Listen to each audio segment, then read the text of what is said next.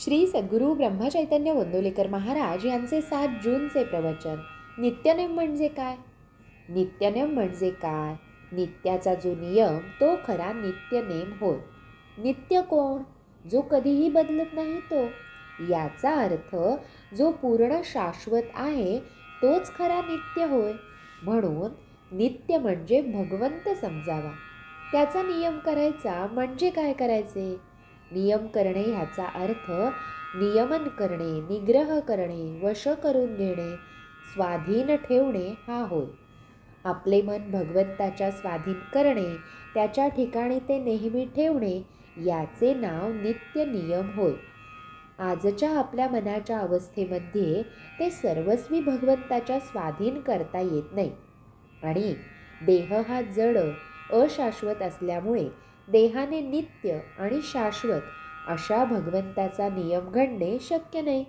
म्हणून देहाने घेता येत असून देहाच्या पलीकडे असणारे आणि सूक्ष्म असल्यामुळे भगवंताशी शाश्वत संबंध असणारे असे भगवंताचे नाम अखंड घेणे हा आपला खरा नित्यनियम आहे. इतर सर्व गोष्टी, शास्त्रांची बंधने, पोथी वगैरे वाचणे, स्नान संध्यादी नित्यकर्मे वगैरे पाळावी, पण त्याचा हट्ट वा आग्रह असू नये. कोणत्याही अवस्थेमध्ये भगवंताचे नाम मात्र सोडू नये एवढाच हट्ट क्षम्य आहे. शुद्ध भावनेने नाम घेतले की भगवंत दर्शन देतो. शुद्ध भावनेचे फळ फार मोठे आहे.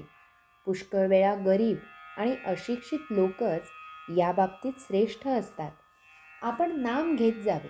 नामाने भावना शुद्ध होत जाते.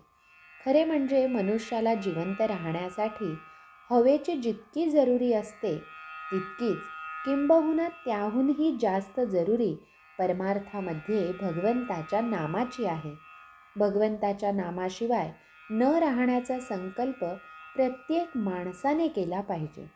भगवंत हट्टाने किंवा उगीच केलेल्या कष्टाने साध्य होत नाही. तो एका प्रेमाने वश होतो. प्रेमामध्ये हट्ट आणि कष्ट झाले तर शोभतात आणि हिताचे होतात. आपण भक्तांचे प्रेम न पाहता त्यांचा हट्ट आणि कष्ट तेवढे बघतो. जो मनुष्य 3.5 कोटी रामनामाचा जप करील त्याला भगवंताच्या प्रेमाचा अनुभव आल्या वाचून राहणार नाही. शंका या फार चिवट असतात. त्या मरता मरत नाहीत.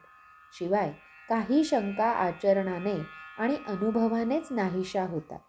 म्हणून मनात शंका असल्या तरी नाम सोडू नये. सतत नाम घेत गेल्याने मन स्वच्छ होत जाते आणि सर्व शंका आपोआप फिरून जातात. लंकेमध्ये रावणाच्या बंदिवासात अशोकवनात सीता असताना तिच्या सानिध्याच्या प्रभावामुळे तिथली झाडे, पक्षी, दगड या सर्वांना रामनामाचे प्रेम लागले होते असे वर्णन आहे. रामनामाचे प्रेम आणि भगवंताचे प्रेम ही दोन्ही एकच आहेत. नामात शेवटचा श्वास गेला पाहिजे यातच जीवनाचे सर्वस्व आहे. श्रीराम समर्थ. ध्रुवासारखी नामावर निष्ठा पाहिजे. प्रत्यक्ष भगवंत समोर आले तरी त्याने नाम सोडले नाही. श्री सद्गुरू ब्रह्मचैतन्य गोंदवलेकर महाराज की जय. जय जय रघुवीर समर्थ.